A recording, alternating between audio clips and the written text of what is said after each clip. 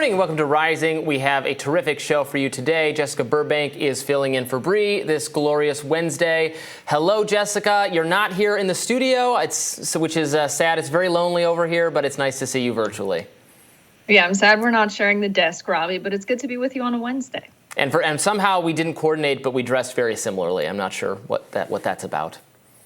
Yes, we're very connected telepathically. It's a good thing we have going. It makes for good co-hosting.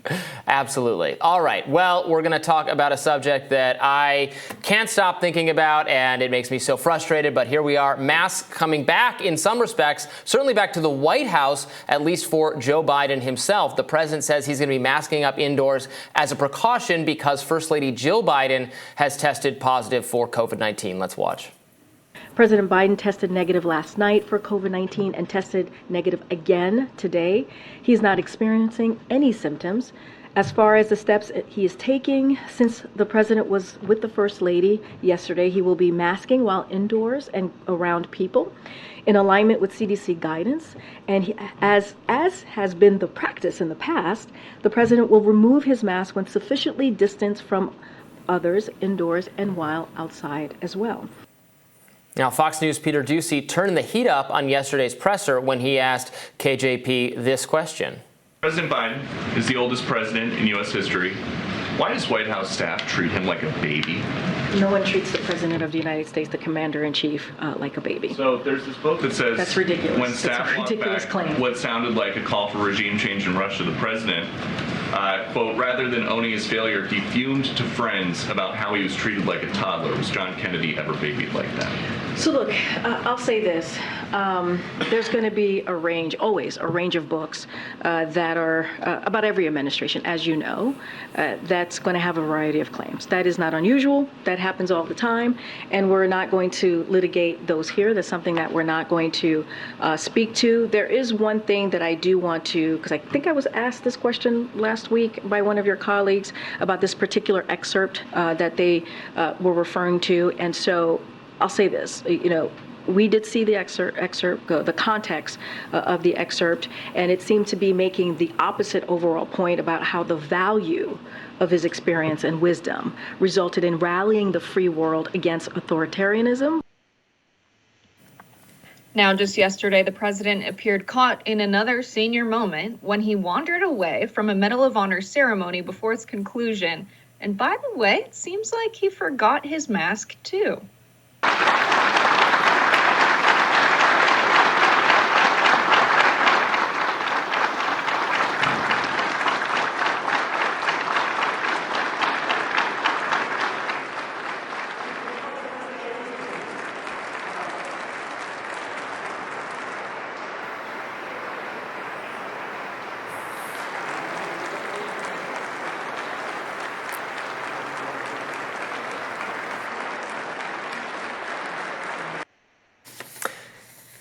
Yeah, he looked pretty confused there. I don't know. That was a senior moment would be the nice way of putting it. But, we're talking in a bit about what Mitch McConnell's going through with those the glitches, the freezing. Man, we're governed by some old people. Yeah, he left the stage too early. He didn't put the mask back on. I mean, it's a whole separate issue, but it does not. I don't think that sends a message that he's in formidable shape and ready for another race for the presidency. Yeah, the president reminds us often, Robbie, that he is Irish. He's just a fan of the Irish goodbye. Oh, he just has go. Things to do, places to be, just gives the Medal of Honor and dips. Okay. Yeah, obviously, it's obvious by everyone's faces and just the flow of the usual ceremony that this is not how it was supposed to end. That's not a normal exit for him to walk down the aisle like that. You can see the press just turning and looking like, what is going on? It's very obvious that although Biden is walking away, it's a similar kind of a glitch to what Glitch McConnell is going through here, right? You have these folks in public office that are very old doing things on camera when the press is there, when they're supposed to be at their best, that make it very obvious that they are not all there. And Feinstein's another example of this. And with her, it was during a vote where she had an aide tell her what to do. What is going on behind the scenes with the president of the United States and the minority leader in the Senate? It's probably a similar kind of a scenario. If this is what we're seeing in public when they're at their best, what are we not seeing behind closed doors? Absolutely. So with respect to the masks coming back, and I am seeing there was a report on a Maryland school is requiring masks again for third graders, various schools bringing back some of those policies. I expect cases to continue rising in the next few weeks, which might mean even more mask mandates, which I am extremely against, and I'm suspicious at best of the value this is really giving people at this point. We interviewed David Zweig yesterday on the show, and he talked about a new study that confirms the results from an earlier study he talked about, that really, if you're infectious when you have COVID, it's when you're symptomatic. You're really not very infectious or capable of getting people sick when you're not experiencing symptoms. So I feel like that should guide people's decision to wear masks a little bit. Obviously, I don't care if Biden wants to wear a mask or other people want to wear a mask, as long as it's not being required on others. But I worry that he's modeling that behavior in a way to subtly send a message that we are bringing back masks, not in a voluntary situation, but in a forced situation. Yeah, I think we're also in this scenario where we're relying so heavily on masks because so many businesses have really bad sick leave policies. You have people who need to go and be baristas if they're going to make rent for the month. They have to go and work in warehouses that are quite packed and package meat or get Amazon packages ready to be delivered. There are so many jobs where people have to interact with the general public or many other people at work.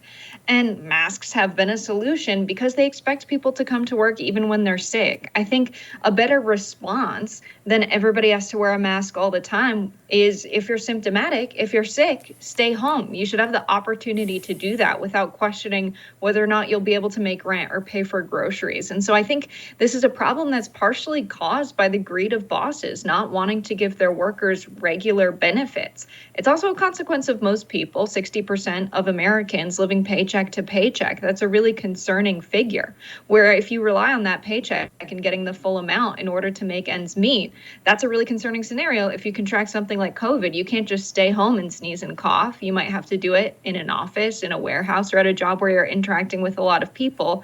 That's not so good for the spread. And so there's a lot of regular just workplace policies that need to change for people to just have a safe existence. Not only that, but for them to just make ends meet and pay their bills. We just had Labor Day on Monday, and many service workers had to show up at work to pour people's coffees, to make them smoothies, to give them their groceries. A holiday that was designed so everyday working people could have the day off. Now they end up showing up and serving the upper and middle class. We've got a lot of things backward, and COVID initially started to reveal these cracks, but I think now it's time to revisit them. Because, as you're saying, Robbie, it would be a lot easier for people who are symptomatic to stay home than for everyone to wear masks again. Right, I do agree with that. I mean, a greater emphasis on please staying home, not working, not going to school if you're sick, and particularly if you're symptomatic. And then if you absolutely have to leave your bedroom for some reason, you put on a mask if you're coughing and sneezing, would be so much more sane than having everyone masking at all times and doing everyone having to isolate because you knew someone or you're around someone. It would just be if we could actually have these sick people voluntarily but encouraged to isolate. That would actually help, and that would just be a good hygienic policy in general. But the emphasis was never on that. It was on. That was asked to do, but we were all asked to isolate and do everything else. Well, yesterday, Karine Jean-Pierre used her time at the podium to encourage Americans to get their updated COVID booster shots. We encourage Americans to get those vaccines. We know that these vaccines work, right? We know when people stay up to date with their vaccine, that works, and so. According to reporting in ABC News, the updated vaccine rollout is expected to start in the coming weeks. Early lab-based results from Moderna, according to Moderna, show that these updated boosters generated a 9-fold increase in antibodies against the latest variant. And I'm all about, again, having options for people, and I don't want to do any medical gatekeeping, so I think this booster should be available. And if people want to take it, and if they want to, talk to their doctor and decide if it's right for them, we'll see if the claims hold up, that it is robust against the latest variant. Again, in the past, what we've seen from vaccines is good protection for the elderly and the immunocompromised against severe disease and death. So I think that's really important, and I'm not going to discount that at all. But for everyone else has had the experience with the vaccines in the past of getting vaccinated and getting boosted and eventually getting COVID anyway. Maybe there's there's a window of some somewhat strong protection. We know that it wanes. We know that's the case as well from protection from having had the disease itself. So, at this point, when Karine Jean-Pierre says it works, I mean, what do you mean by works? I accept that it is a good idea for a lot of people who have serious health issues. And I'm not saying there's anything wrong or dangerous or scary about it. I'm probably going to get it anyway. But, I fully expect to have a third round of COVID at some point, just like literally everyone else, because that's what experience has shown us so far. Where am I going wrong here? I don't think you're going wrong anywhere, Robbie. I think that's a good approach to take, right?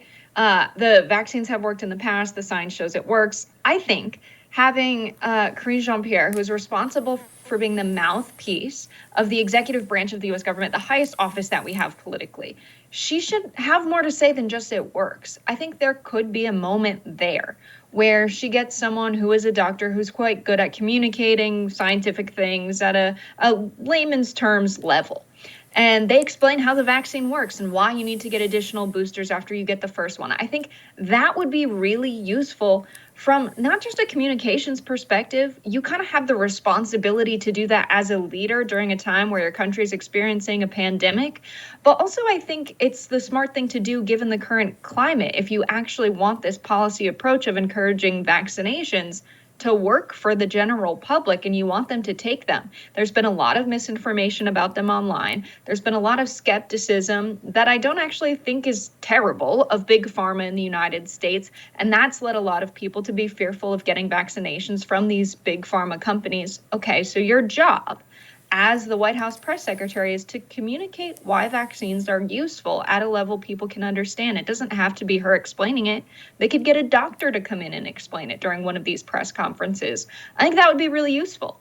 A policy is only as useful as so far as it can be implemented. If people are afraid to take the vaccines, it's kind of your job, if you're going to encourage people to take them, to be able to explain why they're useful. I think that would be really helpful at a time when we see a lot of vaccine disinformation and just distrust in big pharma and the public health approach that this administration has taken. Yeah, that would be so helpful. Well, we'll continue to follow that. We're going to do an Irish goodbye now. Are you a practitioner of the Irish goodbye, Jessica? I'm an avid practitioner of the Irish goodbye. Robbie. See, I was raised on the Italian goodbye, which is the opposite of the Irish goodbye. It's when you have to hug and kiss literally every person at the family party before you leave, from the babies to the aunts and uncles to the grandparents to like the statue of the Virgin Mary. Only then and only can you actually exit. So, more Rising right after this.